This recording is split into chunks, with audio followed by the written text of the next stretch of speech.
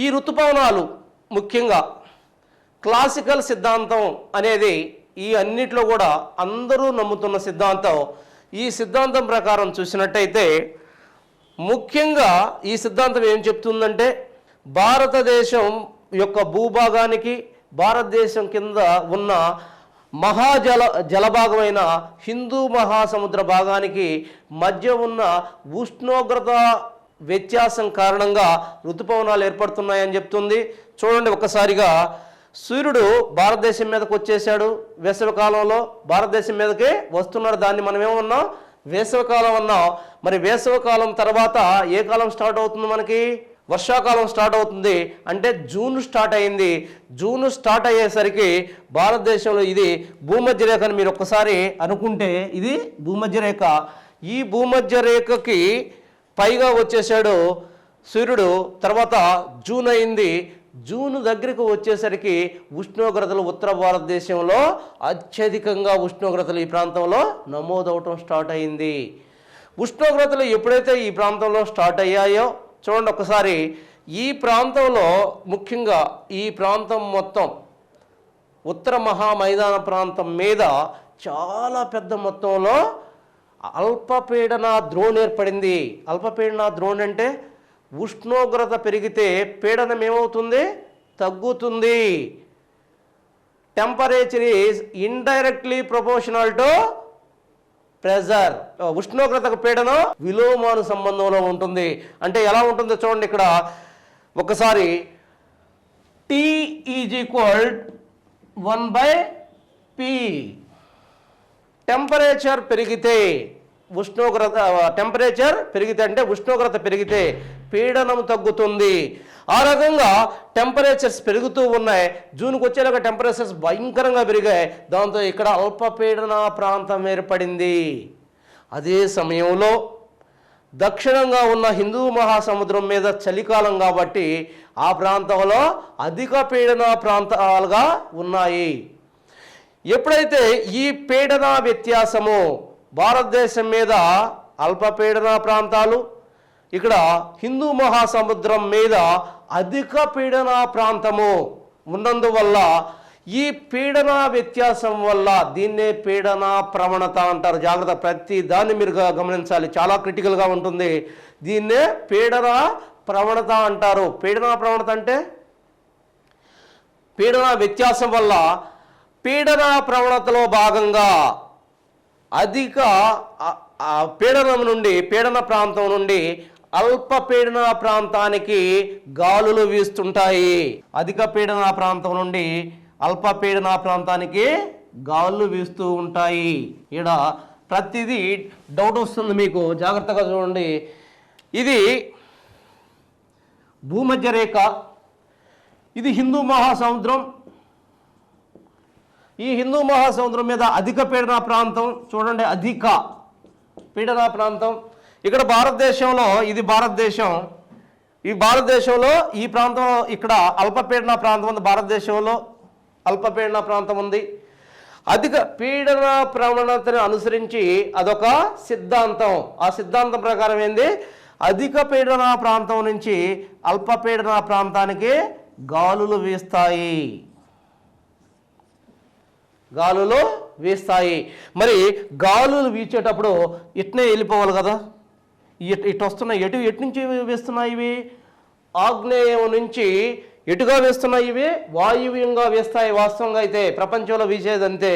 మరి భారతదేశంలోకి వచ్చేసరికి భారతదేశంలోకి ఎట్లా ఎంటర్ అవుతున్నాయి? ఇటు వస్తున్నాయి. భారతదేశంలోకి ఇటు వస్తున్నాయి. ఎలా ఎంటర్ అవుతున్నాయి? ఇట్టా భారతదేశంలోకి ఇలా వస్తున్నాయి. ఎలా వస్తున్నాయి? వాస్తవంగా అయితే ఇటు వెళ్ళిపోవాలి. మరి ఎలా వస్తున్నాయి భారతదేశంలోకి? చాలా ఇంపార్టెంట్ క్వశ్చన్ ఇది. అర్థం కాని పరిస్థితి. ఎలా వస్తున్నాయంటే దానినే కొరియాలిస్ బలము అంటారు. ఇక్కడ రెండు గుర్తుపెట్టుకోవాలి. ఒకటి పెరల్స్ లా, రెండు కొరియాలిస్ బలము. ఏంటి కొరియాలిస్ బలము అంటే భూమి, బాగా వినండి, తన చుట్టూ తాను తిరగడం వల్ల భూమికి కలిగే అభికేంద్రక బలాన్నే కొరియాలిస్ బలము అంటారు. ఆ బలం వల్ల భూమధ్య రేఖను దాటుతున్నాయి కదా, భూమధ్య రేఖను దాటే ఏ వాయురాశి అయినా కుడివైపుకు తిరుగుతుంది. భూమధ్య రేఖని ఉత్తరం నుంచి దక్షిణంగా దాటితే ఎడమ వైపుకి తిరుగుతున్నాయి. అంటే అర్థం ఏంటి? భూమధ్య రేఖను దాటే ఏ వాయురాశి అయినా ఉత్తరార్ధగోళంలో కుడివైపుకి, దక్షిణార్ధగోళంలో ఎడమ వైపుకు తిరుగుతాయి. దాన్ని ఫెరల్స్ అనే శాస్త్రవేత్త సూత్రీకరించాడు. కాబట్టి దాన్ని ఫెరల్స్ లా అంటున్నాము. ఇక్కడ మనం చూసినట్టయితే ఇక్కడ భారతదేశానికి ఋతుపవనాలు ఎంటర్ కావడానికి మెయిన్ కారణం ఏంటి? కొరియాలిస్ బలం. ఆ బలాన్ని ఎవరు చెప్పుకొచ్చాడు? పెరల్స్ అనే అతను గుర్తించాడు. దాన్నే పెరల్స్ లా అంటున్నాం. మరి ఇక్కడ చూడండి, ఇవి ఇటు నుంచి ఇటు పోకుండా భారతదేశంలోకి ఎంటర్ అవుతున్నాయి. ఇక్కడికి వచ్చేలోకి కుడివైపుకు ఉంగే దాన్ని ఏమంటున్నారు? భూమికి ఉన్న కొరియాలిస్ బలం. మరి కొరియాలిస్ బలం వల్ల ఇటు వంగి భారతదేశంలోకి ఎంటర్ అవుతున్నాయి. మరి భారతదేశంలోకి ఎంటర్ అయ్యే ముందు ఇదిగో ఇక్కడ చూశారు కదా, దీంట్లో చూపిస్తున్నాను. దీన్ని సింపుల్గా ఇది బ్రాడ్గా చూపిస్తున్నాను. ఇక్కడ సింపుల్గా చూసాం, ఇది బ్రాడ్గా చూస్తున్నాం. భారతదేశంలోకి ఎంటర్ అయ్యి చూడండి వరుసగా ఈ రకంగా వెళ్ళిపోతూ ఉన్నాయి. ఏదైతే హిందూ మహాసముద్రం మీద నుంచి వచ్చే ఈ గాలులు అగాధ జలాలు, చాలా పెద్ద వాటర్ మీద నుంచి వస్తున్నాయి కాబట్టి, నీటి మీద నుంచి ప్రయాణిస్తున్నాయి కాబట్టి, వాటికి కావలసినంత మొత్తంలో నీటిని ఆ గాలులో నీటి మీద ప్రయాణించేటప్పుడు గాలి నీటితో రాపిడి చెందుతుంది. దానివల్ల ఉష్ణోగ్రత పెరుగుతుంది. ఉష్ణోగ్రత పెరిగిన గాలి ఎంత కావాలంటే అంత నీటి ఆవిరి రూపంలో తీసుకుంటుంది. నీటి ఆవిరి రూపంలో తీసుకువచ్చిన ఈ గాలుల్లో ఈ భూమధ్య రేఖను దాటి భారతదేశంలో ప్రవేశించినప్పుడు ఇక్కడ ఉన్న పర్వతాలని తాకి పైకి లేచిన తర్వాత చల్లబడి ఈ ప్రాంతంలో వర్షపాతాన్ని ఇస్తున్నాయి. ఇది ఋతుపవన వ్యవస్థ. మరి ఇంతవరకు మనం ఋతుపవన వ్యవస్థను గురించి చెప్పుకున్నాం. మరి భారతదేశంలో ఈ ఋతుపవన వ్యవస్థ ఏ విధంగా మూవ్ అవుతుంది, ఎక్కడెక్కడికి మూవ్ అవుతుంది అనేది మనం చెప్పుకుంటున్నాం.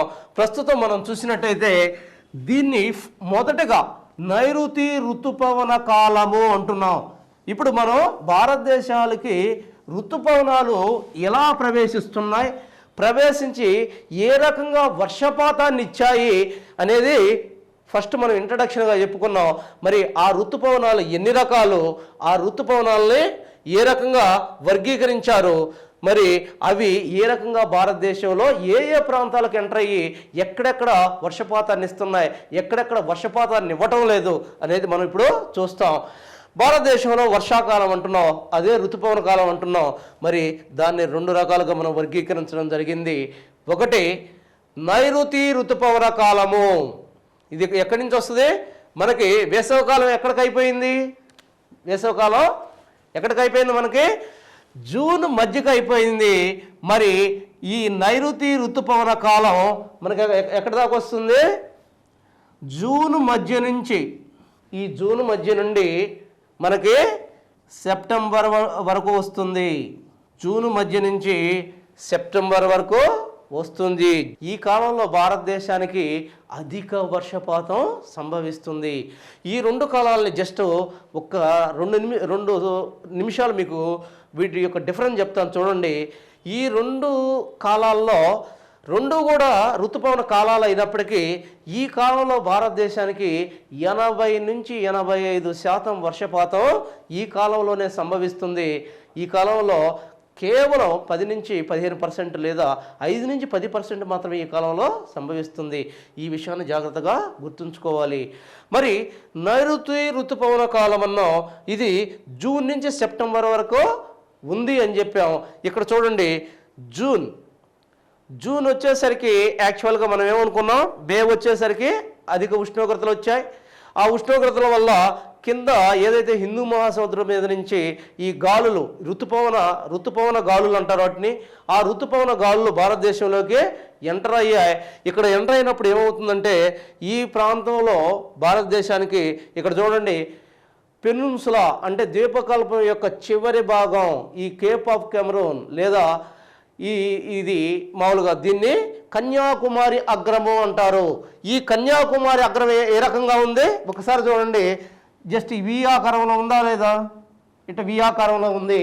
మరి ఈ వి ఆకారంలో ఉన్న ఈ అగ్రం దగ్గరికి వచ్చేసరికి ఈ గాలులు ఈ వి ఆకారాన్ని తాగుతాయి. తాగిన తర్వాత రెండుగా చీలుతున్నాయి. రెండు బ్రాంచెస్గా మారిపోతున్నాయి. చూడండి, ఇటొక బ్రాంచ్గా మారిపోతున్నాయి. కొన్ని వేల లక్షల గాలుల సమూహాలు రెండుగా చీల్చబడి ఇవి అరేబియా సముద్రం మీద ఒక శాఖ, తర్వాత ఈ బే ఆఫ్ బెంగాల్ మీద బంగాళాఖాతం మీద ఇంకో శాఖ ప్రయాణిస్తూ ఉంది. మరి ఈ బే ఆఫ్ బెంగాల్ మీద ప్రయాణించే శాఖను మనం చూసినట్టయితే ఇది ఈ విధంగా ప్రయాణిస్తూ 25 మే, ఇది మే 25, ఇది జూన్ 1, ఇది జూన్ 5, ఇవన్నీ కూడా జూన్ 5, ఇది మే 25 చూసినట్టయితే ఈ రకంగా ప్రయాణిస్తూ పోతూ ఉన్నాయి. ఇవి రెండు శాఖలుగా విభజించబడ్డాయి. అది మనం చూద్దాం. ఫస్ట్ 2 శాఖలుగా విభజించబడ్డాయి. మొదటి శాఖను ఏదైతే బంగాళాఖాతం మీద ప్రయాణించే శాఖను బంగాళాఖాత శాఖ అని, అరేబియా సముద్రం మీద ప్రయాణించే శాఖను అరేబియా శాఖ అని 2గా విభజించడం జరిగింది. ఇక్కడ మనం గుర్తుంచుకోవాలి. భారతదేశంలోకి మొట్టమొదట ప్రయాణించే శాఖ ఏది? భారతదేశం మీదలో ఫస్ట్గా ప్రయాణించే శాఖ ఏది? బంగాళాఖాతపు శాఖ. భారతదేశంలో ఏ ప్రాంతం మొదటగా ఋతుపవనాలు మొదటగా ఏ ప్రాంతంలోకి చేరుతాయి? ఎక్కడ చేరుతాయి? అండమాన్ అండ్ నికోబార్ దీవులకి. ఇక్కడ ఉంటుంది అండమాన్ నికోబార్ దీవులు. చూడండి, మే 25కే ఇక్కడ చేరింది.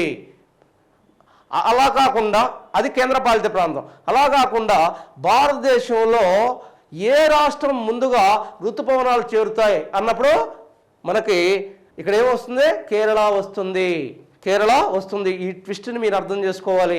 రాష్ట్రం అంటే కేరళ వస్తుంది, మొత్తం మీద చెప్తే అండమాన్ నికోబార్ దీవులు వస్తుంది, లేదా ఏ కేంద్రపాలిత ప్రాంతం అంటే అండమాన్ నికోబార్ దీవులే వస్తుంది. మరి ఏ శాఖ అంటే బంగాళాఖాతం వస్తుంది. మరి ఈ 2 శాఖల్లో ఏది పెద్ద శాఖ అంటే అరేబియా సముద్ర శాఖ పెద్ద శాఖగా, భారతదేశంలో ఎక్కువ వర్షపాతాన్ని ఇచ్చే శాఖగా మనం చెప్పవచ్చు. మరి ఇక్కడే వాటిని గురించి మనం చర్చించుకుందాం కొంచెం. ఎందుకంటే ఇక్కడ సమయం వచ్చింది కాబట్టి, ఎందుకని ఈ శాఖ కన్నా ఈ శాఖ బలంగా ఉంది, ఎందుకని ఈ శాఖ కన్నా ఎక్కువ వర్షపాతాన్ని ఇస్తుంది అనేది మనం చూద్దాం. ఇక్కడ మనం చూసినట్టయితే ఈ 2 శాఖలు భారతదేశంలో ప్రవేశించినప్పటికీ ఈ శాఖ పెద్ద శాఖగా ఉంది ఒకటి. రెండోది, ఈ శాఖను మనం చూసినట్టయితే భారతదేశంలో కొంత మాత్రమే ఈ శాఖ ప్రయాణిస్తుంది. తక్కిన భాగం అంతా కూడా ఆగ్నేయాసియాలో ప్రయాణిస్తుంది. ఈ శాఖను చూడండి మీరు, కంప్లీట్ ఈ శాఖ ఇదే. ఈ శాఖ అంటే ఇదే. చూడండి, జూన్ 1, జూన్ 5, జూన్ 10, ఆ తర్వాత జూన్ 10, జూన్ 15, జూలై 1, జూలై 15, ఇదంతా కూడా ఈ విధంగా భారతదేశంలోకి కాలానుగుణంగా విస్తరిస్తుంది ఈ శాఖ. ఇంకెక్కడికి కూడా పోదు ఎక్కువగా. కానీ ఏదైతే బే ఆఫ్ బెంగాల్ శాఖ, బంగాళాఖాతపు శాఖ భారతదేశంలో కొంతవరకే వస్తుంది, తక్కిన ఎక్కువ భాగం ఆగ్నేయాసియాలోకి ప్రయాణిస్తుంది. దానివల్ల భారతదేశంలో అతి బలమైన శాఖ అన్నా ఇదంటే అరేబియా శాఖ. మరి ఎక్కువ వర్షపాతం ఇచ్చే శాఖ అన్నా కూడా ఇదేగా మనం చెప్పుకోవచ్చు. ఇక్కడ చూసినట్టయితే ఫస్ట్గా బంగాళాఖాతపు శాఖను తీసుకుందాం. బంగాళాఖాతపు శాఖ మొదటిగా దేన్ని తాగుతుంది? మే 25నే అండమాన్ అండ్ నికోబార్ని తాగుతుంది భారతదేశంలో. ఆ తర్వాత ఈ శాఖ మొత్తంగా కూడా చూడండి ఒకసారి కంప్లీట్గా ఆగ్నేయాసియా వైపు వెళ్ళిపోతూ ఉంది. వాస్తవంగా అయితే భారతదేశంలోకి ఎంటర్ కాదు ఈ శాఖ. అయితే ఇక్కడ చూడండి ఒక్కసారిగా ఈ ప్రాంతం అంతా కూడా ఆగ్నేయాసియా భారతదేశానికి కలిసి ఉన్న ప్రాంతం. ఈ ప్రాంతానికి వచ్చేసరికి ఈ ప్రాంతంలో ఒక పర్వత వ్యవస్థ ఉంది, దాని పేరే ఆర్కాన్యోమా. మయన్మార్లో ఉన్న పర్వత వ్యవస్థ పేరేంది? ఆర్కాన్యోమా అనే పర్వత వ్యవస్థ ఉంది.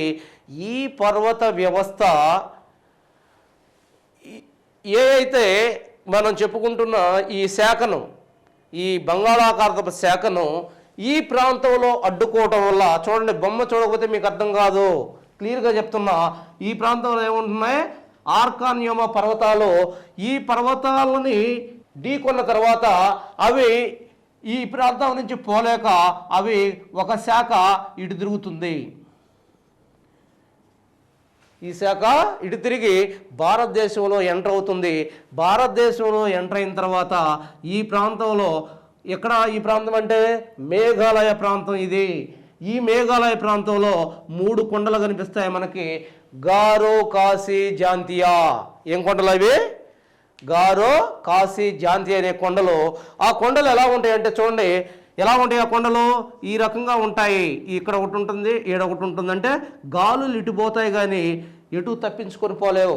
అందువల్ల ఈ గాలులు ఈ ఒక ట్రఫ్ లాగున్న దీంట్లోకి వెళ్ళి ఎటు తప్పించుకోలేక ఆ ప్రాంతంలో పైకి లేస్తున్నాయి కంపల్సరీగా. మరి పైకి లేచిన ఈ గాలులు, నీటి ఆవిరితో ఉన్న ఈ గాలులు అధిక మొత్తంలో ఈ ప్రాంతంలో వర్షపాతాన్ని ఇస్తున్నాయి. అధిక మొత్తంలో ఈ ప్రాంతంలో వర్షపాతాన్ని ఇస్తున్నాయి. మరి అందుకనే ప్రపంచంలోనే అత్యధిక వర్షపాత ప్రాంతాలైన మాసిన్రామ్ మరియు సొహ్రా, మాసిన్రామ్ మరియు సొహ్రా అంటే చిరపుంజిని సొహ్రా అని కూడా అంటారు. మాసిన్రామ్ మరియు చిరపుంజులు ఈ ప్రాంతంలోనే మనకి కనిపిస్తున్నాయి. మరి క్వశ్చన్ ఈ విధంగా, మాసిన్రామ్ ఎంత వర్షపాతం సంభవిస్తుంది? 1141 సెంటీమీటర్ల వర్షపాతం సంభవిస్తుంది. చిరపుంజి 1087 సెంటీమీటర్ల వర్షపాతం సంభవిస్తుంది. ప్రపంచంలోనే అత్యధిక వర్షపాతం సంభవించే ప్రాంతాలుగా వీటిని చెప్పుకోవచ్చు. మరి ఇక్కడ క్వశ్చన్ ఈ విధంగా వస్తుంది. బే ఆఫ్ బెంగాల్ శాఖ, బంగాళాఖాతపు శాఖ వల్ల ఈ ప్రాంతంలో లేదా మొత్తం ఋతుపవన కాలంలో అధిక వర్షపాతం సంభవించే ప్రాంతాలు ఏంటి? ఇటు బే ఆఫ్ బెంగాల్ శాఖ అన్న అడుగుతాడు, లేకపోతే మొత్తం ఋతుపవన కాలంలో అధిక వర్షపాతం సంభవించే ప్రాంతాలు ఏంటి? ఈ రెండు అనేది మీరు చెప్పాలి. ఆ తర్వాత మనం చూసినట్టయితే ఇక్కడికి వచ్చిన ఇవి వర్షాన్ని పైకి లేచాయి, వర్షాన్ని ఇచ్చాయి, తర్వాత తేలికయ్యాయి, ఇటు పైకి వెళ్ళినాయి. ఇక్కడ హిమాలయాలు 6000 మీటర్లు 7000 మీటర్ల ఎత్తున హిమాలయాలు ఉన్నాయి. వాటిని దాటి పైకి పోలేక హిమాలయాల యొక్క పాదాలు, అంటే హిమాలయాలు పర్వత పాదాలు అంటే కింద ప్రాంతాలు, ఈ హిమాలయ పర్వత పాదాల గుండా ఇది పశ్చిమంగా ప్రయాణిస్తూ ఇక్కడ ఢిల్లీ రిడ్జ్ అనే ప్రాంతంలో, ఢిల్లీ రిడ్జ్ అంటే ఒక ఎత్తైన ప్రాంతం, ఆ ప్రాంతం మీదకు పోయేటప్పుడు పైకి లేచి అక్కడ కొంత వర్షపాతాన్ని ఇస్తాయి. అక్కడ కొంత వర్షపాతాన్ని ఇచ్చిన తర్వాత ఆ తర్వాత మైదానాల గుండా ప్రయాణించి ఇక్కడ పంజాబ్ని చేరుకుంటుంది. ఇటు గమనం కూడా చెప్పాను, చూశారు కదా, కంప్లీట్గా ఈ విధంగా ఉంటుంది గమనం. మరి ఇక్కడ కొంచెంసేపు మనం ఒక చిన్న రెస్ట్ తీసుకున్న తర్వాత దీని గురించి కంప్లీట్గా చెప్పాం కదా. చెప్పినప్పుడు ఈ కాలంలో అధిక వర్షపాతం కురిసే ప్రాంతాలు ఏందనేది మనం చెప్పుకున్నాం, 2 ప్రాంతాలని. అంతేకాకుండా ఇక్కడ కొన్ని విషయాలు కూడా గమనించాలి. ఈ ప్రాంతంలో ఈ కాలంలో అతి తక్కువ కాలంలో, అంటే ఒక రోజులో అత్యధిక వర్షపాతం ఎక్కడ సంభవించింది? భారతదేశంలో ఆమ్నీ దీవులు. గుర్తుపెట్టుకోవాలి, ఏంటి అవి? ఆమ్నీ దీవులు. ఎక్కడున్నాయి అవి?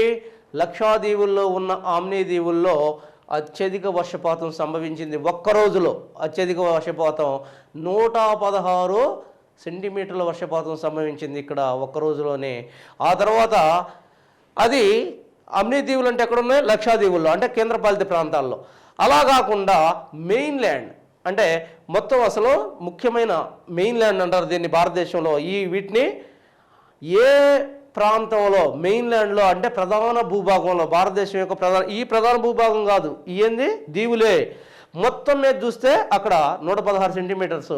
అలా కాకుండా ప్రధాన భూభాగంలో ఏ ప్రాంతంలో ఒక రోజులో అధిక వర్షపాతం సంభవించిందంటే అది కూడా చిరపుంజే 108 సెంటీమీటర్లలో వర్షపాతం సంభవించింది. అలా కాకుండా ఇప్పటి వరకు భారతదేశంలోని ఏ పట్టణ ప్రాంతం అత్యధిక వర్షపాతాన్ని ఒకరోజు వర్షపాతాన్ని సంభవించింది అన్నప్పుడు మనం ముంబై 95 సెంటీమీటర్ల వర్షపాతం సంభవించింది. 4-5 రోజులు మొత్తం ట్రాఫిక్ అంతా వర్షంలోనే ఆగిపోయింది. ఆ రోజు కాలంలో మీరు చూసి ఉంటారు ఒక 5-6 సంవత్సరాల క్రితం. సో ఈ రకంగా మనం దీని యొక్క కంప్లీట్ గమనాన్ని గురించి మనం చెప్పుకున్నాం. అయితే ఇక్కడ మీరు గమనించాల్సింది ఒకటే, ఈ కాలంలో ఇంకొక విషయాన్ని మనం చెప్పుకుందాం. ఇది అయిపోయింది. రెండోది ఏంటి, ఇక్కడ రెండో శాఖ ఏంటి, అరేబియన్ శాఖ. ఇది బలమైన శాఖ అనుకున్నాం. అరేబియన్ శాఖ దీని మీద ప్రయాణిస్తుంది, అరేబియా సముద్రం మీద ప్రయాణిస్తుంది. జూన్ 1కి వచ్చేసరికి చూడండి, ఇక్కడ జూన్ 1కి వచ్చేసరికి ఈ ప్రాంతాన్ని ఢీకొనింది. ఏ ప్రాంతాన్ని ఢీకొనింది జూన్ 1కి వచ్చేసరికి? జూన్ 1కి వచ్చేసరికి ఇది జూన్ 1, ఇది జూన్ 1వ తేదీకి వచ్చేసరికి ఎక్కడికి వచ్చింది? ఇది మలయాళ తీరాన్ని, మలబార్ తీరాన్ని తాకింది, అంటే కేరళాన్ని తాకింది. ఈ కేరళాలు తాకిన తర్వాత ఈ ప్రాంతంలో ఏమున్నాయి, చాలా ఎత్తైన పర్వత వ్యవస్థ ఉంది, వాటినే పశ్చిమ కనుమలు అంటున్నాం. మరి ఈ పశ్చిమ కనుమలు తాకిన తర్వాత ఇవి పైకి లేపబడి, పశ్చిమ కనుమలు తాకిన తర్వాత పైకి లేపబడి ఈ ప్రాంతంలో విస్తారమైన వర్షపాతం సంభవించింది ఇక్కడ. ఆ తర్వాత చూడండి, ఇక్కడ చూసినట్టయితే అయితే తమిళనాడు మీద కూడా ఇవి ప్రయాణించాయి, కానీ తమిళనాడుకి వర్షపాతం ఇవ్వవు. అది తర్వాత మనం మాట్లాడుకుందాం. ఇక్కడ కేరళకే అధిక వర్షపాతం ఉంటుంది, తమిళనాడు మీదకు ప్రయాణించినా సరే తమిళనాడు మీద వర్షపాతం ఇవ్వవు. ఆ తర్వాత జూన్ 5న ఏ రాష్ట్రం మీద ప్రయాణిస్తున్నాయి ఇవి అని చూసినట్టయితే కర్ణాటక, ఆంధ్రప్రదేశ్కి వర్షపాతాన్ని ఇస్తున్నాయి. అయితే ఆంధ్రప్రదేశ్లో కూడా దక్షిణ ఆంధ్ర రాష్ట్రము అంటే నెల్లూరు, ఆ తర్వాత నెల్లూరు ప్రాంతాలకే వర్షపాతం ఉండదు, అది కూడా గమనించాలి. ఆ తర్వాత చూడండి, జూన్ 10 కల్లా ఇవి మహారాష్ట్ర, ఆ తర్వాత మధ్యప్రదేశ్లో కొంత భాగం, తర్వాత వెస్ట్ బెంగాల్లో ప్రయాణిస్తున్నాయి. ఆ తర్వాత మనం చూసినట్టయితే జూన్ 15 కల్లా ఇవి మహారాష్ట్ర, అంతేకాకుండా మధ్యప్రదేశ్, ఇక్కడ ఉత్తరప్రదేశ్లో ప్రయాణించాయి. తర్వాత మనం చూసినట్టయితే జూలై 1కి గుజరాత్, ఆ తర్వాత ఇక్కడ రాజస్థాన్, ఆ తర్వాత పంజాబ్, ఢిల్లీ ప్రాంతాల్లో వీటి యొక్క గమనం మనం గమనిస్తాం. ఆ తర్వాత ఎప్పుడైతే జూలై 15 కల్లా చివరగా ఇవి రాజస్థాన్, ఆ తర్వాత పంజాబ్లోకి ఎంటర్ అవుతున్నాయి. అంటే వీటి గమనం కాలానుగుణంగా భారతదేశంలో విస్తరిస్తూ చివరిగా జూన్ 15 కల్లా పంజాబ్ని చేరుకున్నాయి. ఇందాక మనం చూసాం ఈ శాఖ లాస్ట్కి ఎక్కడ చేరుకుంది, ఇది ఎక్కడ మొదలైంది ఈ శాఖ? మే 25 నుంచి మొదలైంది, 25-29 మధ్యలో మొదలైంది. ఏ శాఖ ఇది? బే ఆఫ్ బెంగాల్ శాఖ, బంగాళాఖాతపు శాఖ. చిన్నగా ఇది జూన్ 29 కల్లా ఈ ప్రాంతానికి వచ్చిందే అని మనం చెప్పుకున్నాం. ఇక్కడ ఇది అరేబియా సముద్ర శాఖ కూడా చిన్నగా విస్తరిస్తూ జూలై 15, జూలై 29 కల్లా ఈ ప్రాంతాన్ని చేరుకుంది. ఎక్కడ? పంజాబ్ చేరుకుంది. వాడు అడిగే క్వశ్చన్ ఎట్టు అడుగుతాడంటే, ఈ రెండు శాఖలు ఎక్కడ కలుసుకున్నాయి? పంజాబ్ ప్రాంతంలో కలుసుకున్నాయి. ఈ రెండు శాఖలు పంజాబ్ ప్రాంతంలో కలుసుకున్నాయి. మరి ఇంతవరకు దీంతో నైరుతి ఋతుపవన కాలం అయిపోయింది. మరి నైరుతి ఋతుపవనాలని ఎందుకు అన్నారు? చాలా జాగ్రత్తగా గమనించాలి. వచ్చేదేమో ఇవి ఇక్కడి నుంచి చూడండి, ఒక్కసారి చూడండి. ఇవి ఈ ప్రాంతం హిందూ మహాసముద్రం నుంచి ఎట్టొస్తున్నాయి, ఈ రకంగా వస్తున్నాయంటే ఆగ్నేయ వ్యాపార, ఇది ఆగ్నేయం అంటారు, దీన్ని ఆగ్నేయము అంటారు. వాటిని గురించి మీకు ఖచ్చితంగా తెలిసి ఉండాలి. వీటిని ఆగ్నేయం అంటారు. ఈ ఆగ్నేయ వ్యాపారపవనాలు వచ్చేస్తున్నాయి కదా, వీటిని నైరుతి ఋతుపవనాలని ఎందుకు అంటున్నారు? ఇటు చూడండి, మనం ఇందాక ఏం చెప్పుకున్నాం, భూమధ్య రేఖను దాటిన తర్వాత ఇవి కుడివైపుకు వంచబడతాయని చెప్పుకున్నాము. ఈ కుడివైపుకు వంచబడినప్పుడు ఎటు నుంచి వస్తున్నట్టు అనిపిస్తుంది? ఏ పవనమైనా సరే ఎటు నుంచి వస్తుంది, ఏ దిశ నుంచి వస్తుంది అన్న దాని మీదే దానికి పేరు పెట్టడం జరుగుతుంది. తూర్పు నుంచి వస్తే తూర్పు పవనాలు అంటున్నాం, దక్షిణం నుంచి వస్తే దక్షిణ పవనాలు అంటాం, ఆగ్నేయం నుంచి వస్తే ఆగ్నేయ పవనాలు అంటాం. దానికి అసలు పేరు లేదు. ఏ దిశ నుంచి వస్తే ఆ పవనం. ఇక్కడ చూడండి, ఆగ్నేయంగా వస్తున్నాయి, ఆగ్నేయ వ్యాపార పవనాలు అన్నాం. ఈ వ్యాపార పవనాలు దీన్ని దాటిన తర్వాత ఇటు వంచబడ్డాయి కాబట్టి ఇటు నుంచి వస్తున్నట్టు చూస్తున్నాం కాబట్టి ఇది నైరుతి కాబట్టి నైరుతి వ్యాపార పవనాలు అంటున్నాం, నైరుతి ఋతుపవనాలు అంటున్నాము. మరి ఈ నైరుతి ఋతుపవనాలను మనం చూసినట్టయితే ఇవి కూడా జూన్ 29 కల్లా ఇక్కడ చేరాయి. ఈ రెండు కూడా ఈ ప్రాంతంలో ఎక్కడ పంజాబ్ ప్రాంతంలో రెండు కలిసిపోయాయి. సో దాంతో మనకు నైరుతి ఋతుపవన కాలం అయిపోయింది. అయితే ఇక్కడ కొన్ని విషయాలు మనం గమనించాలి, చాలా జాగ్రత్తగా గమనించాలి. ఈ ప్రాంతాల్లో మనకి ఇందాక చెప్పుకున్నట్టు అత్యధిక వర్షపాత ప్రాంతాలు చెప్పుకున్నాం. అంతేకాకుండా ఒక రోజులో అత్యధిక వర్షపాతాలు కూడా మనం చెప్పుకున్నాం. కానీ కొన్ని విషయాలు ఏంటంటే ఈ కాలంలో మనకి నైరుతి ఋతుపవన కాలంలో కొద్ది ప్రాంతాలు తప్పితే అన్ని ప్రాంతాలకి ఈ కాలంలోనే భారతదేశంలో వర్షపాతం సంభవించడం మనం చూస్తాం. మరి కురవని ప్రాంతాలు ఏంటి చూడండి ఒక్కసారి. ఉత్తరం నుంచి దక్షిణానికి వర్షపాతం తగ్గుతుంది భారతదేశంలో ఈ కాలంలో. ఎక్కడి నుంచి? ఉత్తరం నుంచి దక్షిణానికి. దానికి కారణం ఏంటి? దక్షిణంలో ఈ గాలుల్ని అడ్డుకుని ఏదైనా ఈ గాలులు అడ్డుకుంటేనే ఈ గాలులు పైకి లేస్తాయి, పైకి లేస్తేనే చల్లబడతాయి, చల్లబడితేనే వర్షపాతం వస్తుంది. దక్షిణంలో వీటిని ఆపి పైకి లేపే పర్వత వ్యవస్థ ఇక్కడ లేకపోవడమే ఇక్కడ తక్కువ అవడానికి కారణమవుతుంది. అదే ఉత్తర భారతదేశంలో ఎక్కడ చూసిన పర్వతాలే వాటిని అడ్డుకుంటున్నాయి, పైకి లేపుతున్నాయి. ఇంకొక విషయం మీరు గమనించాలి, ఈ కాలంలో ఋతుపవన కాలంలో ఏ రకమైన వర్షపాతం వస్తుందంటే పర్వతీయ వర్షపాతము. ఇందాక మనం ఏం చెప్పాం? వేసవి కాలంలో సంవహన వర్షపాతం అని చెప్పాం. ఇక్కడ పర్వతీయ వర్షపాతం అనే దాన్ని గుర్తుపెట్టుకోవాలి. సో ఈ కాలంలో వర్షపాతం పొందని ప్రాంతాలేంటి అని మనం చూసినట్టయితే, రాష్ట్రంగా చూసినట్టయితే తమిళనాడు రాష్ట్రం మొత్తంగా వర్షపాతం పొందదు. ఎందుకనంటే ఇక్కడ ఏ పర్వతాలు ఉన్నాయి? మనకి నీలగిరి పర్వతాలు ఉన్నాయి. ఈ నీలగిరి పర్వతాలు చూడండి ఈ రకంగా ఉంటాయి. అంటే ఈ గాలులు వీసే దిశకి సమాంతరంగా ఉన్నాయి. అలా కాకుండా ఇలా ఉన్నాయి అనుకోండి, వాటిని తాకి పైకి లేచి వర్షపాతం వస్తుంది. అలా కాకుండా వాటికి సమాంతరంగా ఉండి వీటిని తాకకుండానే వాటి నుంచి పక్క నుంచి వెళ్ళిపోతూ ఉన్నాయి, వర్షపాతం కురిసే అవకాశం లేదు. దానివల్ల ఈ ప్రాంతంలో ఏ రాష్ట్రానికి అని అడిగినప్పుడు కంప్లీట్గా తమిళనాడు రాష్ట్రానికి వర్షపాతం లేదు.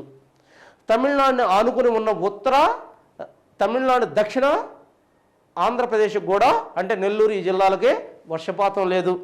అంతేకాకుండా ఇక్కడ చూడండి, ఈ ప్రాంతంలో ఉన్న ఏ అయితే పశ్చిమ కనుమల్ని టచ్ అయ్యి పైకి లేచి అధిక వర్షపాతాన్ని ఇక్కడ మనం ఇస్తున్నాయని చెప్పాం. మరి అధిక వర్షపాతం ఈ ప్రాంతంలో మనకు కనిపిస్తుంది. ఈ పర్వతాల తర్వాత అంటే ఇవి పర్వత వ్యవస్థ. ఈ పర్వతాలకి ఇటు భాగంలో అంటే పర్వతాల దాకి ఇటు భాగం అంటే పశ్చిమ భాగంలో అధిక వర్షపాతాన్ని ఇస్తున్నాయి. మరి తూర్పు భాగం పరిస్థితి ఏంటి? ఇవి ఇక్కడ అధిక వర్షపాతాన్ని ఇచ్చిన తర్వాత పైకి లేచిన గాలులు మళ్ళీ కిందకి బరువై కిందకి ప్రయాణించి ఈ ప్రాంతంలో కిందకి దిగటం వల్ల ఈ గాలుల్లో తేమ ఉండదు. ఎందుకని? ఈ ప్రాంతంలో ఆల్రెడీ వర్షపాతం కురిసేసాయి, పైకి లేసాయి, చల్లబడ్డాయి, వర్షపాతం కురిసేసాయి. తేలికైన గాలులు మళ్ళీ కిందకు ప్రయాణిస్తున్నాయి. ఈ గాలుల్లో వర్షపాతం ఉండదు. దానివల్ల ఈ పక్క ప్రాంతాల్లో ఒక్క చిటికి కూడా వర్షం కురవవు. దానివల్ల ఈ ప్రాంతాలన్నీ కూడా వర్షఛాయా ప్రాంతాలుగా మారిపోతాయి. వాటినే వర్షఛాయా ప్రాంతాలు అంటారు. ఇక్కడ వర్షం అనేది కురవదు ఈ కాలంలో. మరి అవి ఏంటి అని అడుగుతాడు, చాలా జాగ్రత్తగా గుర్తుపెట్టుకోవాలి. వాటిని గుజరాత్లో సౌరాష్ట్ర ప్రాంతము, ఒక్కొక్క స్టేట్లో ఒక్కొక్క ప్రాంతాన్ని ఖచ్చితంగా గుర్తుపెట్టుకోవాలి. గుజరాత్లో సౌరాష్ట్ర ప్రాంతం, మహారాష్ట్రలో విదర్భ ప్రాంతం, పశ్చిమ బెంగాల్లో పురులియా ప్రాంతం, మరి ఒరిస్సాలో కోరాపుట్ ప్రాంతం, అంతేకాకుండా ఆంధ్రాలో రాయలసీమ ప్రాంతము. ఆంధ్రాలో రాయలసీమ ప్రాంతం. ఇవన్నీ కూడా ఎక్కడ కనిపిస్తున్నాయి మనకి? ఇవన్నీ కూడా మనకి ఈ ప్రాంతంలో కనిపిస్తూ ఉన్నాయి. అంటే ఇదిగో ఈ ప్రాంతం అంతా కూడా వర్షఛాయ ప్రాంతం. చూడండి, ఈ ప్రాంతం అంతా కూడా వర్షఛాయ ప్రాంతం. ఈ ప్రాంతంలో వర్షం సంభవించదు. ఒకటి తమిళనాడు, తర్వాత దక్షిణాంధ్ర, తర్వాత ఇవి వర్షఛాయ ప్రాంతాలు. ఆ తర్వాత ఇంకొకటి ఇక్కడ కూడా వర్షపాతం సంభవించదు ఈ కాలంలో. ఎక్కడది? రాజస్థాన్ ప్రాంతంలో. రాయలసీమ కాదు, రాజస్థాన్ ప్రాంతంలో. ఈ రాజస్థాన్ ప్రాంతంలో మనం చూసినట్టయితే ఇక్కడ కూడా వర్షపాతం ఎందుకు సంభవించదు? ఇక్కడ ఆరావళి పర్వతాలు కూడా ఇవి ప్రయాణించే దిశకు సమాంతరంగా ఉన్నాయి. ఆరావళి పర్వతాలే ఉన్నాయి ఇక్కడ. రాజస్థాన్లో ఒకే ఒక పర్వతాలు కనిపిస్తాయి మనకు, పెద్ద పర్వతాలు. వాటిని ఆరావళి పర్వతాలు అంటున్నాం. మరి ఈ ఆరావళి పర్వతాలు వీటిని అడ్డుకోవు. ఈ గాలులను అడ్డుకొని పైకి లేపి వర్షాన్ని ఇవ్వనివ్వవు. ఇవి సమాంతరంగా ఉన్నాయి కాబట్టి ఇక్కడ వర్షపాతం సంభవించదు. ఆ తర్వాత లాస్ట్గా చూసినట్టయితే అసలు ఈ ఋతుపవనాలు అనేవి జమ్మూ కాశ్మీర్లోకి ఎంటర్ కాలేవు. ఎందుకని? జమ్మూ కాశ్మీర్ దగ్గర హిమాలయ పర్వతాలు ఉన్నాయి కాబట్టి ఆ హిమాలయ పర్వతాలను దాటిపోలేవు కాబట్టి ఇవి వాటి పైగా ఇవి పోలేవు కాబట్టి జమ్మూ కాశ్మీర్లో ఇవి ఎంటర్ కావు. మరి జమ్మూ కాశ్మీర్లో ఎంటర్ కానప్పుడు ఇక్కడ ఉన్న ద్రాస్ అనే ప్రాంతం, లడఖ్లోనే ద్రాస్ అనే ప్రాంతంలో ఇవి ఎంటర్ కాకపోవడం వల్ల అతి తక్కువ వర్షపాతం సంభవిస్తుంది. 5 సెంటీమీటర్ల వర్షపాతం మాత్రమే సంభవిస్తుంది. అదే భారతదేశంలో అతి తక్కువ వర్షపాతం ఈ కాలంలో సంభవించే ప్రాంతము. మరి ఆ సెకండ్గా చూసినట్టయితే రాజస్థాన్లోని జైసల్మేర్ ప్రాంతం 12 సెంటీమీటర్ల వర్షపాతం మాత్రమే సంభవిస్తుంది. అది రెండవ అతి తక్కువ వర్షపాత ప్రాంతంగా మనం చెప్పుకోవచ్చు. వీటిని మాత్రం మనం క్షుణ్ణంగా గమనించాలి. మరి ఈ మొత్తం కాలాల్లో మనం చూసినట్టయితే ఏ ప్రాంతంలో అధిక వర్షపాతం సంభవిస్తుంది, ఏ ప్రాంతంలో అల్ప వర్షపాతం సంభవిస్తుంది, ఏ ప్రాంతాల్లో అధిక వర్షపాతం సంభవిస్తుంది చూడండి ఒకసారి. ఇటు చూడండి, ఇక్కడ పశ్చిమ కనుమల దగ్గర అధిక వర్షపాతం సంభవిస్తుంది, 300 సెంటీమీటర్ల వర్షపాతం, సంవత్సరిక వర్షపాతం. ఆ తర్వాత చూస్తే ఇక్కడ నార్త్ ఈస్ట్లో అధిక వర్షపాతం సంభవిస్తుంది. మరి ఈ మధ్యంతా కూడా కొంత మధ్యస్థ వర్షపాతాలు సంభవిస్తాయి.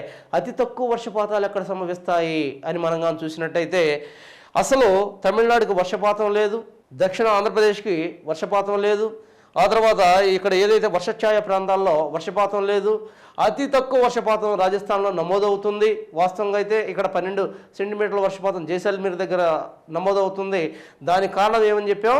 ఆరావళి పర్వతాలు ఈ గాలులను అడ్డుకోకపోవడం. తమిళనాడులో కూడా ఎందుకని? ఇక్కడ ఉన్న నీలగిరి పర్వతాలు గాలులను అడ్డుకోకపోవడం, దీంతో ఇదవుతుందని చెప్పాం. అంతేకాకుండా ఇవన్నీ కూడా ఋతుపవనాలు ఇక్కడ ప్రవేశించినప్పటికీ తక్కువ వర్షపాతాన్ని పొందిన ప్రాంతాలు. కానీ ఇక్కడ ఈ కాలంలో అతి తక్కువ వర్షపాతం పొందే ఈ ప్రాంతాన్ని మనం ఏమంటున్నాం? ద్రాస్ సెక్టార్ అంటున్నాం. మరి ఈ ద్రాస్ సెక్టార్ యొక్క డిఫరెన్స్ ఏంటంటే, ఈటికి ఉన్న డిఫరెన్స్ ఏంటంటే, ఈ ప్రాంతంలో అతి తక్కువ వర్షపాతాన్ని పొందడానికి కారణం ఏంటంటే అసలు ఋతుపవనాలు ఎంటర్ కాకపోవడమే ఈ ప్రాంతానికి. ఈ ద్రాస్ సెక్టార్లో 5 సెంటీమీటర్ల వర్షపాతం మాత్రమే నమోదవుతుంది ఈ ప్రాంతంలో. ఈ విషయాన్ని మనం క్షుణ్ణంగా గమనించాలి. దీంతో మనకి నైరుతి ఋతుపవనం కాలం అయిపోయింది. ఏం జరిగింది నైరుతి ఋతుపవన కాలంలో? 85% భూభాగంలో వర్షపాతాలు సంభవించినాయి. ఇక్కడ చూస్తే మీకు అర్థమవుతుంది.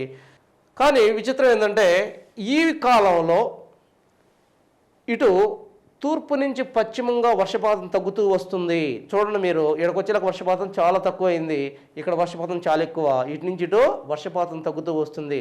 దానికి ముఖ్యమైన కారణం ఏంటంటే ఈ ప్రాంతాలలో ఇక్కడి నుంచి ఇటు వచ్చేటప్పుడు ఈ ప్రాంతాలలో తేమను ఈ గాలులు ప్రయాణించేటప్పుడు తేమను ఇవ్వగల సోర్సెస్ ఈ ప్రాంతాల్లో లేకపోవడమే చాలా జాగ్రత్తగా గమనించాలి. ఆ తర్వాత ఉత్తరం నుంచి దక్షిణానికి వచ్చే కొద్ది కూడా వర్షపాతం తగ్గుతుంది.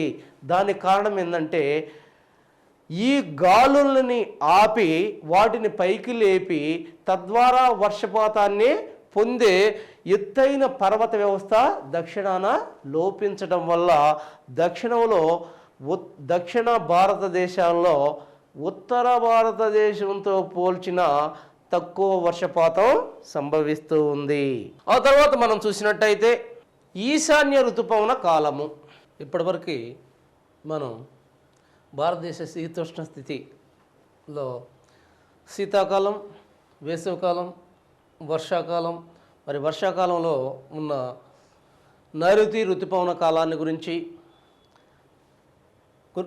క్షుణ్ణంగా మనం అధ్యయనం చేయడం జరిగింది.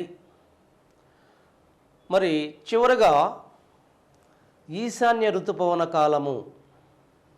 ఈశాన్య ఋతుపవన కాలం అనేది భారతదేశంలో చివరి కాలంగా మనం చూస్తాం. మరి ఈశాన్య ఋతుపవన కాలం ఇది కూడా భారతదేశానికి వర్షపాతాన్ని ఇస్తుంది.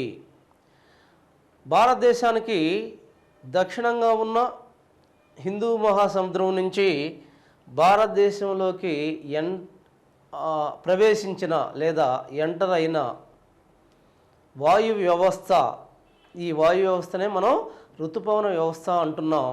దీన్నే నైరుతి ఋతుపవన వ్యవస్థ అన్నాం.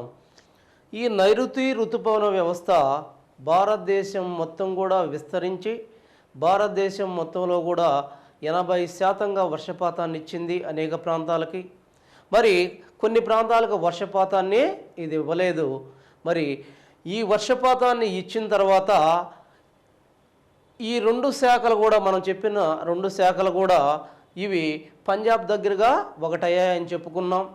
పంజాబ్ దగ్గరకి ఈ రెండు శాఖలు చేరేసరికి మనకి జూలై మాసం సంభవిస్తుంది. జూలై వరకు ఇవి ఇక్కడ చేరిన తర్వాత ఈ ప్రాంతం అంతా కూడా వర్షపాతాన్ని ఇస్తూ ముఖ్యంగా సెప్టెంబర్ చివరి నాటి దాకా కూడా ఈ ప్రాంతంలో ఈ గాలులు ఉండటం మనం గమనిస్తాం. మరి సెప్టెంబర్ అయ్యేసరికి భారతదేశంలో శీతోష్ణ స్థితి పరిస్థితులు మారిపోతాయి. దానికి ప్రధాన కారణం ఏంటంటే ఇక్కడ ఇందాక మనం చెప్పుకున్నట్టు సూర్యుడు దక్షిణం నుంచి ఉత్తరానికి ఉత్తరాయణాంతం లేదా ఉత్తరాయణము వల్ల భారతదేశంలో ఋతుపవనాలు ఏర్పడ్డాయి. మరి అదే కాలంలో సెప్టెంబర్ వచ్చేసరికి సూర్యుడు దక్షిణాయనము అంటే ఉత్తరము నుంచి ఉత్తరార్ధగోళం నుంచి దక్షిణార్ధగోళానికి ప్రయాణిస్తాడు. ఎప్పుడైతే సూర్యుడు దక్షిణార్ధగోళానికి ప్రయాణిస్తాడో భారతదేశంలో ఉష్ణోగ్రతలు క్రమేణా తగ్గుతూ ఉంటాయి. సెప్టెంబర్ కాలానికి వచ్చేసరికి ఈ ప్రాంతంలో మనకి ఉష్ణోగ్రతలు క్రమేపీ తగ్గుతూ ఉంటాయి. సెప్టెంబర్లో ఇక్కడ చూడండి, భారతదేశం యొక్క మైదాన ప్రాంతం మొత్తం కూడా ఉష్ణోగ్రతలు క్రమేపీ తగ్గుతూ మరి ఈ ప్రాంతంలో మొత్తం కూడా అధిక పీడన ప్రాంతాలు ఏర్పడతాయి సెప్టెంబర్లో. ఎప్పుడైతే ఇక్కడ అధిక పీడన ప్రాంతాలు ఏర్పడతాయో అదే కాలంలో సూర్యుడు దక్షిణార్ధగోళానికి అంటే దక్షిణార్ధగోళంలోకి ప్రవేశించడం వల్ల భారతదేశానికి కిందగా ఉన్న హిందూ మహాసముద్ర జలాలు కానీ ఇటు తూర్పు పశ్చిమాలుగా విస్తరించి ఉన్న అరేబియా మరి బంగాళాఖాతపు శాఖల్లో కానీ జలాల యొక్క ఉష్ణోగ్రతలు పెరుగుతాయి. ఎప్పుడైతే ఈ జలాల యొక్క ఉష్ణోగ్రతలు పెరుగుతాయో హిందూ మహాసముద్రం మీద అల్పపీడన ప్రాంతాలు ఏర్పడతాయి. అల్పపీడన ప్రాంతాలు హిందూ మహాసముద్రం మీద ఏర్పడ్డాయి. అధిక పీడన ప్రాంతం భారతదేశం యొక్క ఉత్తర భాగంలో మనకు కనిపిస్తూ ఉంది. ఇందాక చెప్పుకున్నట్టు పీడన ప్రవణత అనే దాని ద్వారా అధిక పీడన ప్రాంతం ఎక్కడుంది ఇక్కడ చూడండి, ఎక్కడుంది? ఉత్తర భారతదేశంలో ఉంది. ఉత్తర భారతదేశం నుంచి గాలులు దక్షిణం వైపు వీచి ఎక్కడైతే అల్పపీడన ప్రాంతం ఉందో హిందూ మహాసముద్రంలో అల్పపీడన ప్రాంతం వైపుకి ప్రయాణిస్తాయి. వీటిని ఈశాన్య ఋతుపవనాలు అంటున్నారు. ఎందుకని? చూడండి, నైరుతి ఋతుపవనాలు భారతదేశంలోకి ప్రవేశించాయి. ఈశాన్య ఋతుపవనాలు భారతదేశంలో నుంచి తిరోగమిస్తున్నాయి. ఎక్కడికి తిరోగమిస్తున్నాయి ఇవి?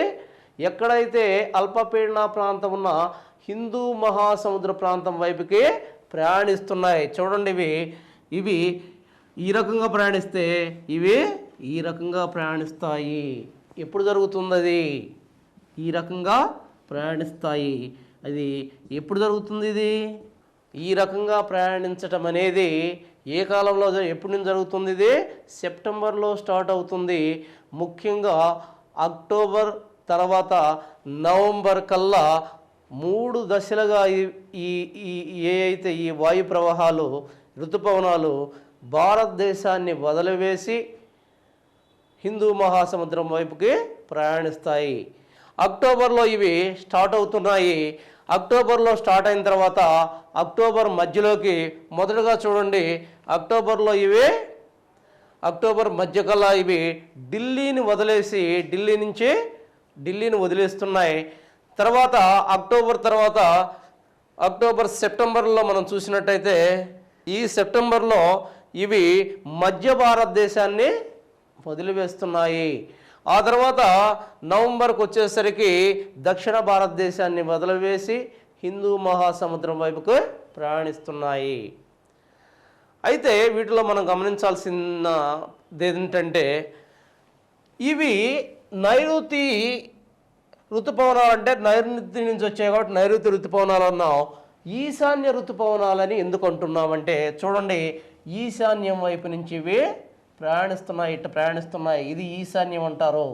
ఒక్కసారి గమనించాలి, ఇది ఏమంటారు? ఇది ఉత్తరం, ఇది దక్షిణం, ఇది పడమర, ఇది తూర్పు. ఈ ఉత్తర తూర్పు ఈ భాగాన్ని ఈశాన్యం, దీన్ని వాయువ్యమని, దీన్ని నైరుతి అని, దీన్ని ఆగ్నేయంగా మనం పిలుస్తున్నాం. సో ఇక్కడ చూడండి, ఇటు నుంచి వస్తున్నాయంటే ఇవి ఈశాన్యం గుండా వస్తున్నాయి కాబట్టి ఈశాన్య దిశ నుంచి రావడం వల్ల వీటిని ఈశాన్య ఋతుపవనాలు అంటారు. ఈ ఈశాన్య ఋతుపవనాలు ప్రయాణించేటప్పుడు ఇవి భూమి మీద నుంచి వస్తాయి. ఇందాక వచ్చిన నైరుతి ఋతుపవనాలు హిందూ మహాసముద్ర జలాల మీద నుంచి వచ్చాయి కాబట్టి అధిక నీటిని కలిగి ఉన్నాయి కాబట్టి భారతదేశంలో 80% వర్షపాతాన్ని ఇవ్వగలిగాయి. మరి ఇవి భూభాగం మీద నుంచి ప్రయాణిస్తున్నాయి కాబట్టి వీటిలో ఏ విధమైన నీటి ఆవిరి ఉండదు. అయితే ఇక్కడ గమనించాల్సింది, ఇవి ప్రయాణించేటప్పుడు కొన్ని యాక్చువల్గా నైరుతి నుంచి ప్రయాణించేటప్పుడు ఇటు కూడా ప్రయాణిస్తాయి, ఇటు ప్రయాణిస్తున్నాయి. మరి ప్రయాణించేటప్పుడు ఇవి ఏదైతే ఇక్కడ బే ఆఫ్ బెంగాల్ అంటున్నాం, బే ఆఫ్ బెంగాల్ అంటే బంగాళాఖాతం మీద ప్రయాణించేటప్పుడు కొంత నీటిని తీసుకుని మరి ఇటు ప్రయాణించేటప్పుడు భారతదేశం యొక్క దక్షిణ ప్రాంతంలో వర్షపాతాన్ని ఇస్తున్నాయి. ఈ కాలంలో వర్షపాతం పొందే రాష్ట్రం ఏంటి అంటే ఇందాక కంప్లీట్గా ఏ రాష్ట్రం అయితే వర్షపాతం పొందదో ఆ రాష్ట్రం ఈ కాలంలో వర్షపాతం పొందుతుంది. అది ఇక్కడ తమిళనాడు రాష్ట్రంగా మనం చెప్పవచ్చు. మరి తమిళనాడు రాష్ట్రం ఈ కాలంలో వర్షపాతం ఏ విధంగా పొందుతుంది అంటే ఇక్కడ శవరాయి కొండలు అనే కొండలు ఉంటాయి. ఈ కొండలు వీటిని ఖచ్చితంగా ఆపుతాయి.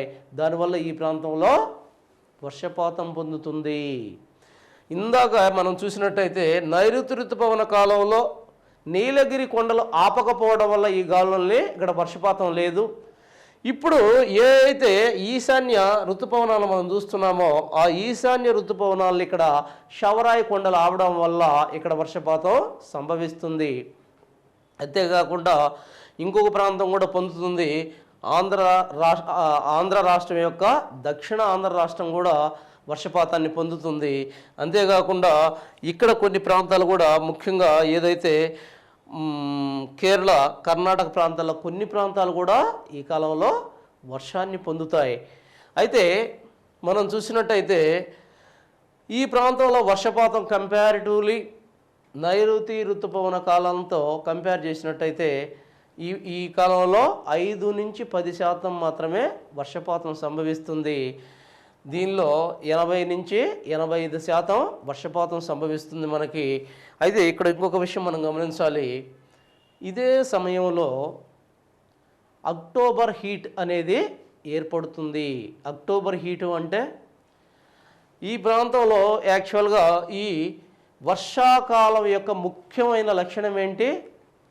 అధిక టెంపరేచర్స్ ఉంటాయి, అధిక ఆర్ద్రత ఉంటుంది, గాలిలో తేమ చాలా ఎక్కువగా ఉంటుంది.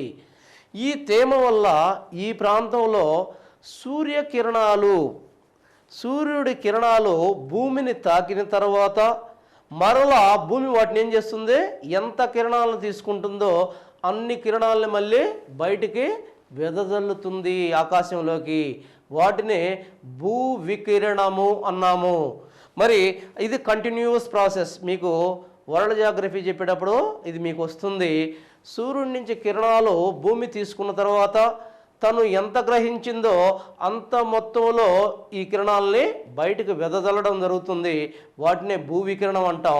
ఇక్కడ చూసినట్టయితే ఆకాశంలో ఏమీ లేకుండా ఉంటే భూకిరణాలు కంప్లీట్గా బయటకు వెళ్ళిపోతాయి. కానీ వర్షాకాలంలో ఏముంటాయి? ఇక్కడ గాలిలో తేమ ఎక్కువగా ఉంటుంది. భూమి మీద, భారతదేశం యొక్క భూమి మీద గాలిలో తేమ ఎక్కువగా ఉంటుంది. ఈ తేమ అనేది వీటిని అయితే ఈ కిరణాలని ఎక్కువగా బయటికి పోనివ్వదు. దాంతో భూగోళం అకస్మాత్తుగా అక్టోబర్లో హీట్ అవుతుంది. అప్పుడు దాకా చలిగా ఉన్న అంటే ఈ ఋతుపవనాల వల్ల వాస్తవంగా ఏం జరుగుతుంది? భారతదేశంలో వర్షపాతం సంభవించడం వల్ల భారతదేశంలో వాస్తవంగా జరిగే పరిణామం ఏంటి? ఉష్ణోగ్రతలు తగ్గిపోతాయి, మంచి ప్లెజెంట్ వాతావరణం ఏర్పడుతుంది. అయితే గాల్లో తేమ ఎక్కువగా ఉంటుంది కాబట్టి కొంత స్వెట్టింగ్ ఎక్కువగా జరుగుతుంది, అంటే కొంత చెమటలు పోతాయి కానీ ప్లెజెంట్గా వాతావరణం ఉంటుంది. కానీ ఎప్పుడైతే ప్లెజెంట్గా వాతావరణం ఉన్న ఎక్కువ తేమ ఉందో ఒక్కసారిగా అక్టోబర్కి వచ్చేసరికి ఒక్కసారిగా ఉష్ణోగ్రతలు భయంకరంగా పెరిగిపోతాయి. దాన్ని అక్టోబర్ హీట్ అంటారు. మీకు చాలాసార్లు వచ్చి ఉంటుంది అక్టోబర్ హీట్ అని. ఒక్కసారిగా ఉష్ణోగ్రతలు ఎప్పుడైతే పెరుగుతాయో వాటినే అది అక్టోబర్ కాలంలో జరుగుతుంది. దాన్ని అక్టోబర్ హీట్ అంటారు. మరి ఈ అక్టోబర్ హీట్ వల్ల ఈ ప్రాంతాల్లో ఏదైతే మనకు బంగాళాఖాత ప్రాంతంలో ఉన్న నీరు బాగా వేడెక్కి ఈ ప్రాంతాల్లో మనకి చిన్న అల్పపీడన ద్రోణులు ఏర్పడతాయి. ఈ సముద్రం మీద ఉన్న ఈ అల్పపీడన ద్రోణులు ఏ కాలంలో వస్తాయి? మనకి అక్టోబర్లో మనకు కనిపిస్తాయి. మరి ఈ అల్పపీడన ద్రోణులలోకి ఈ ఈశాన్య ఋతుపవనాలు చాలా వేగంగా ప్రయాణిస్తూ అల్పపీడన ద్రోణుల్ని ఎప్పుడైతే ఢీకొంటాయో దాంతో ఉష్ణోగ్రత ఇంకా ఎక్కువగా పెరిగి అల్పపీడన ద్రోణి కాస్త వాయుగుండంగా మారుతుంది. మరి వాయుగుండంగా మారిన ఇవి ఆ తర్వాత కాలంలో తుఫాన్లుగా, ఆ తర్వాత ఇంకా తీవ్రమైన తుఫాన్లుగా మారుతాయి. సో ఏ కాలంలో భారతదేశంలో తుఫాన్లు సంభవిస్తాయి అంటే ఈశాన్య ఋతుపవన కాలంలో. ఏ ఋతుపవన కాలంలో అంటే అదే నెలలు అడిగాడు అనుకోండి. ఏ నెలల్లో భారతదేశంలో తుఫాన్లు అధికంగా ఉంటాయంటే అక్టోబర్ నవంబర్ నెలల్లో. మరి అక్టోబర్ నవంబర్ నెలల్లో కూడా ఈ 2 నెలల్లో చూస్తే దేంట్లో ఎక్కువగా ఉంటాయంటే అక్టోబర్లో అధికమైన తుఫాన్లు మనకు సంభవిస్తాయి. అంతేకాకుండా ఏ నెలల్లో అధిక వర్షపాతం సంభవిస్తుందంటే జూలై ఆగస్టు నెలల్లో అని చెప్పాలి.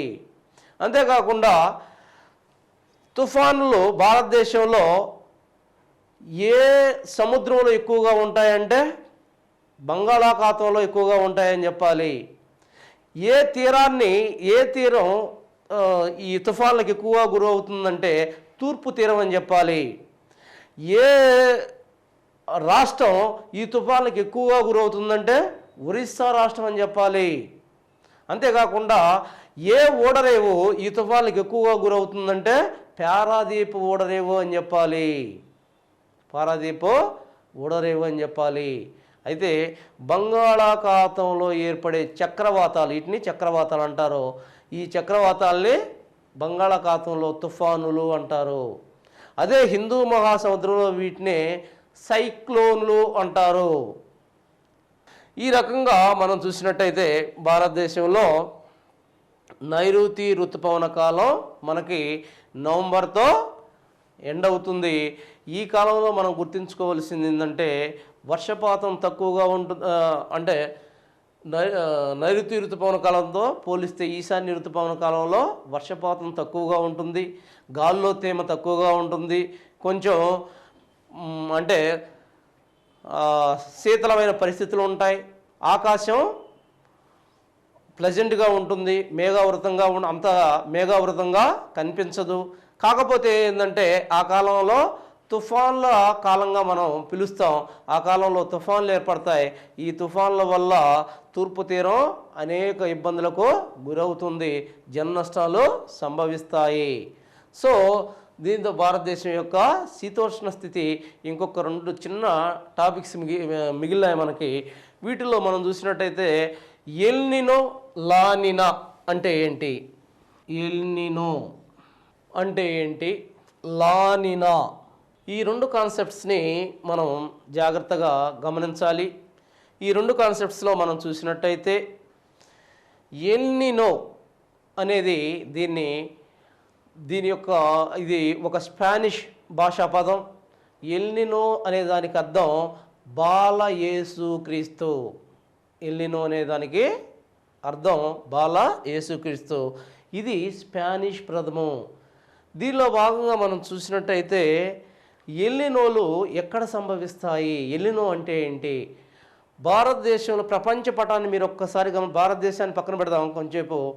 ప్రపంచ పటాన్ని మీరు ఒక్కసారి గమనించినట్టయితే దక్షిణ అంటే యుఎస్ఏ కాకుండా దక్షిణ అమెరికా ప్రాంతంలో, దక్షిణ అమెరికా యొక్క పశ్చిమ ప్రాంతంలో పెరు అనే దేశం ఉంటుంది. పసిఫిక్ మహాసముద్రంలో తీర ప్రాంతంలో పెరు అనే దేశం ఉంటుంది. ఆ పెరు అనే దేశాన్ని తాకుతూ ఒక మహాసముద్రం యొక్క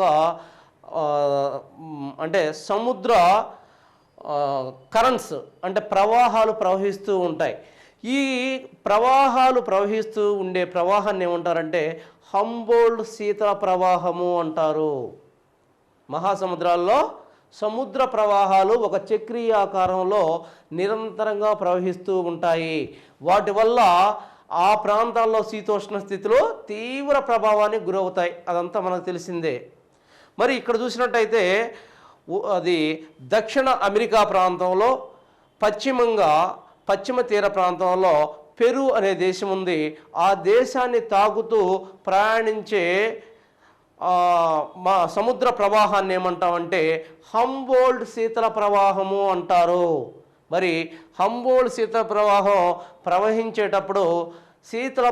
ప్రవహించేటప్పుడు ఏమవుతుంది, అధిక పీడన ప్రాంతాలు అక్కడ కనిపిస్తాయి. చూడండి, యాక్చువల్గా దీన్ని చాలా జాగ్రత్తగా గమనించాలి, లేకపోతే అర్థం కాని పరిస్థితి ఇది. ఇక్కడ భారతదేశం ఉంది. మరి ఈ ప్రాంతంలో మనం చూసినట్టయితే దక్షిణ అమెరికా ప్రాంతంలో, ఈ దక్షిణ అమెరికా ప్రాంతం అనుకోండి, ఇక్కడ పెరు ఉంది, ఇక్కడ హిందూ మహాసముద్రం ఉంది, ఇక్కడ అధిక పీడనం ఉంది, ఇక్కడ శీతల ప్రవాహం ప్రవహిస్తుంది కాబట్టి అధిక పీడనం ఉంది. మరి ఇక్కడి నుంచి వచ్చే గాలులు ఏదైతే హిందూ మహాసముద్రం మీద నుంచి వచ్చే గాలులు, ఇక్కడ హై ప్రెజరు, ఈ రెండిటికి హై ప్రెజర్ ఉండటం వల్ల ఈ రెండిటి యొక్క గాలులు అధిక పీడన ప్రాంతాలు కాబట్టి రెండు అధిక పీడన గాలికి ఉన్న లక్షణం ఏంటి, పీడన ప్రవర్తనతకి నేను చెప్పాను ఇందాకే. గాలి యొక్క మెయిన్ లక్షణం అధిక పీడన ప్రాంతం నుంచి అల్పపీడన ప్రాంతానికి కంటిన్యూస్గా వీస్తూ తను ఎంత పీడనంలో ఉందో అక్కడ కూడా అంతే పీడనంగా ఉండడానికి ఎప్పుడూ నిరంతరం ప్రయత్నిస్తూ ఉండటమే గాలి యొక్క లక్షణం. దీనిలో భాగంగా అధిక పీడన ఈ ప్రాంతాల నుంచి ఇక్కడ భారతదేశంలో అప్పుడు ఏమనుకున్నాం, మాన్సూన్స్ అప్పుడు అంటే వేసవికాలంలో అల్పపీడన ట్రఫ్, ఒక పెద్ద అల్పపీడన ట్రఫ్ అంటారు దాన్ని, ఏర్పడి ఉంటుంది ఈ ప్రాంతంలో. అల్పపీడన ట్రఫ్ ఏర్పడి ఉంటుంది ఈ ప్రాంతంలో వేసవికాలంలో. మరి ఈ ప్రాంతం నుంచి గాలులు ఇక్కడికి రావడమే మనం మాన్సూన్స్ అని చెప్పుకున్నాం. మరి గాలులు ఈ ప్రాంతం నుంచి ఇక్కడికి వస్తున్నాయి, అధిక పీడన ప్రాంతం నుంచి. ఇక్కడి నుంచి కూడా అధిక పీడన ప్రాంతం నుంచి కూడా గాలులు వస్తాయి. దీంతో రెండు గాలులు రెండు దిక్కుల నుంచి కలిపి చాలా మొత్తంలో భారతదేశానికి గాలులు ప్రవేశిస్తాయి. దానివల్ల భారతదేశంలో అధిక వర్షపాతం సంభవిస్తుంది, అది వరదలకు కారణమవుతుంది. ఇది ఎప్పుడు సంభవిస్తుంది? లానినా కాలంలో. లానినా అంటే బాలిక, లానినా అనే దానికి అర్థం బాలిక. ఇది కూడా స్పానిష్ వర్డే. లానినా అంటే బాలిక అని అర్థం. ఈ కాలంలో అధిక వర్షపాతం ఇక్కడ సంభవిస్తుంది. దీనికి కారణం ఏంటంటే ఇక్కడ శీతల ప్రవాహం ఉంటుంది, దాని పేరే హంబోల్ట్ ప్రవాహం. ఇది ప్రపంచంలో కంటిన్యూస్గా జరుగుతుంది. కాబట్టి భారతదేశానికి 4-5 సంవత్సరాలు 5-6 సంవత్సరాలు వరుసగా వర్షపాతం సంభవిస్తుంది, పెద్దగా కరువులు కనిపించవు. ఇది లానినా పరిస్థితి. మరి అకస్మాత్తుగా ఏం జరుగుతుంది చూడండి. ఇక్కడ ఈ ప్రాంతంలోనే ఇదే దక్షిణ అమెరికా. యాక్చువల్గా దక్షిణ అమెరికా ఎట్లుంటుంది? ఇది దక్షిణ అమెరికా చూస్తే యాక్చువల్గా ఇది దక్షిణ అమెరికా. ఈ దక్షిణ అమెరికాలో చూస్తే ఇది పెరు ప్రాంతం, ఇది పెరు ప్రాంతం. ఈ ప్రాంతంలో చూడండి, ఈ ప్రాంతంలో హంబోల్ట్ కరెంట్ ఉందని చెప్పాం, శీతల ప్రవాహం. ఈ శీతల ప్రవాహం స్థానంలో అకస్మాత్తుగా 5-6 సంవత్సరాలు లేదా 7 సంవత్సరాలు, 5 నుంచి 7 సంవత్సరాలకు ఒక్కసారి అకస్మాత్తుగా ఈ శీతల ప్రవాహ స్థానంలో వేడి ప్రవాహం రీప్లేస్ అవుతుంది. అర్థమైందా? వేడి ప్రవాహం ఈ ప్రాంతంలో శీతల ప్రవాహం కాకుండా అకస్మాత్తుగా వేడి ప్రవాహం వస్తుంది. దానిని ఎల్నినో ప్రవాహము అంటాము. ఎల్నినో ప్రవాహం అంటాము. వేడి ప్రవాహం ఎంత టెంపరేచర్ ఉంటుందంటే, మరి వేడి ప్రవాహం ఇక్కడ వచ్చినందువల్ల ఏ పరిణామాలు సంభవిస్తాయి? ఏ పరిణామాలు సంభవిస్తాయంటే, ఒక్కసారిగా వేడి ప్రవాహం రావడంతో ఇక్కడ అనేక లక్షల్లో జలచరాలు చనిపోతాయి. ఆంకోయి రకానికి చెందిన లక్షల చేపలు చనిపోతాయి ఇక్కడ. అంతేకాకుండా ఇక్కడ ఈ నష్టం జరిగితే మరి భారతదేశానికి జరిగే నష్టం ఏంటి? భారతదేశానికి జరిగే నష్టం ఏంటి అని ఆలోచిస్తున్నట్టయితే, ఈ ప్రాంతంలో ఉష్ణ ప్రవాహం వల్ల ఇక్కడ ఏ పీడనం ఏర్పడుతుంది? అల్పపీడనం ఏర్పడుతుంది. గమనించాలి, ఉష్ణోగ్రత పెరిగితే పీడనం అల్పం అవుద్ది కాబట్టి అల్పపీడనం ఏర్పడుతుంది. ఇక్కడ అల్పపీడనం ఉంది. మరి భారతదేశంలో చూడండి, ఇక్కడ భారతదేశంలో ఇది లో ప్రెజరే, ఇక్కడ లో ప్రెజరే ఏర్పడింది. మరి ఇక్కడ చూస్తే హై ప్రెజర్ ఉంది, ఇది హై ప్రెజర్, ఇది హై ప్రెజర్గా ఉంది. మరి ఈ హై ప్రెజర్ నుంచి గాలులు ఎటు పోవాలి? రెండు వైపులకు వెళ్తాయి. అప్పుడు అంటే భారతదేశంలోకి ఇది లేకపోతే కంప్లీట్గా వచ్చే ఈ గాలులు ఇక్కడ లో ప్రెజర్ ఏర్పడడం వల్ల పెరుగు తీరంలో ఈ ఎల్నినో కారణంగా లో ప్రెజర్ ఏర్పడడం వల్ల, అంటే తక్కువ పీడనం అల్పపీడనం ఏర్పడడం వల్ల గాలులు కొన్ని ఇటు, మరి సగం గాలులు మాత్రమే భారత్లోకి ప్రవేశిస్తాయి. ఋతుపవన గాలులో సగం వరకు మాత్రమే. ఈ రెండు కూడా హిందూ మహాసముద్రంలో ఏర్పడిన ఋతుపవన గాలుల్ని ఈ రెండు పంచుకోవటం వల్ల భారతదేశంలోకి ఋతుపవన కాలంలో వచ్చే వర్షపాతంలో కేవలం కొద్ది వర్షపాతం మాత్రమే భారతదేశంలో కురవడం జరుగుతుంది. దానివల్ల తీవ్రమైన కరువు కాటకాలు సంభవిస్తాయి భారతదేశంలో.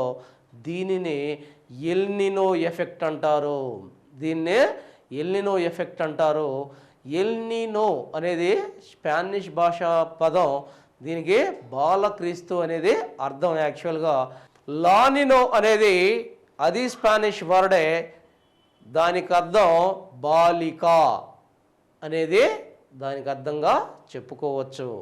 దీంతో మనకి భారతదేశం యొక్క శీతోష్ణ స్థితి పరిస్థితుల గురించి మనం క్షుణ్ణంగా అధ్యయనం చేయడం జరిగింది. దీనిలో చూడండి, ముఖ్యంగా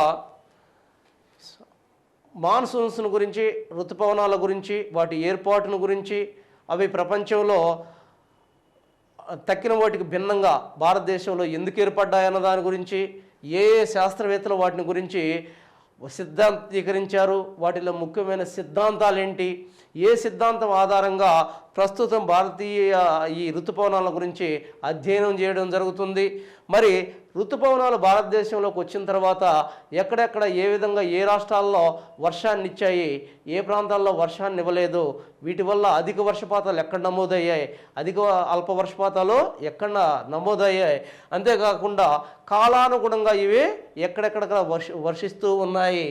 అంతేకాకుండా శీతాకాల వేసవి కాలాల్లో మనం చూసినట్టయితే ఏ ప్రాంతాల్లో ఎక్కడ అధిక ఉష్ణోగ్రతలు ఉన్నాయి, ఏ ప్రాంతాల్లో అల్ప ఉష్ణోగ్రతలు ఉన్నాయి, అంతేకాకుండా భారతదేశం యొక్క శీతోష్ణ స్థితుల్ని అనేక రకాలుగా ఏవేవి ప్రభావితం చేశాయి, ఎన్ని రకాల కారకాలు భారతదేశం యొక్క శీతోష్ణ స్థితిని ప్రభావితం చేశాయి, వాటిలో ముఖ్యమైనవి ఏంటి. మరి ఇంకా మనం చూసినట్టయితే అక్టోబర్ హీట్ ఏ విధంగా ఏర్పడుతుంది, అంతేకాకుండా ఎల్నినో, లానినో అనేవి భారతదేశాన్ని ఏ విధంగా ఇన్ఫ్లుయెన్స్ చేస్తున్నాయి, ప్రభావితం చేస్తున్నాయి. ఎల్నినో కాలంలో భారతదేశంలో కరువు కాటకాలు ఏర్పడితే లానినా అనేది భారతదేశం యొక్క వరదలకి కారణమవుతుంది అనే విషయాలను మొత్తం కూడా మనం క్షుణ్ణంగా దీంట్లో అధ్యయనం చేయడం జరిగింది. ఇప్పటి వరకు మనం భారతదేశం యొక్క శీతోష్ణ స్థితిని గురించి చర్చించడం జరిగింది. మీరు మరి వీటి ద్వారా ఎక్కడెక్కడ ఏమి అనేది మీరు పటాల ద్వారా ఏదైతే మ్యాప్లు ఉన్నాయో ఈ మ్యాపుల సహాయంతో మీరు ఎటు నుంచి ఎటు మూవ్ అవుతున్నాయి, మూవ్ అయ్యేటప్పుడు ఏ ప్రాంతాల్లో ఇవి అధిక వర్షాన్ని ఇస్తున్నాయి, తక్కిన ప్రాంతాల్లో ఎందుకు వర్షపాతాన్ని ఇవ్వలేకపోతున్నాయి, ఈ సమగ్ర సమాచారాన్ని మొత్తాన్ని కూడా మీరు దగ్గరుంచుకునేసి పటాల ద్వారా మీరు దీన్ని స్టడీ చేస్తే మీరు ఖచ్చితంగా క్వశ్చన్ ఎట్టి ఇచ్చినా సరే మీరు దీన్ని మీరు ఫేస్ చేయగలుగుతారు. ఎందుకంటే దీంట్లో సమాచారం కన్నా కూడా subject important, concept important. Concept అర్థమైతే మీరు ఎన్ని క్వశ్చన్లు ఇచ్చినా సరే మీరు పెట్టగలరు. కాబట్టి ఈ విషయాన్ని గుర్తుంచుకొని మీరు దీన్ని ప్రిపేర్ కాగలరని మనవి చేస్తున్నాను.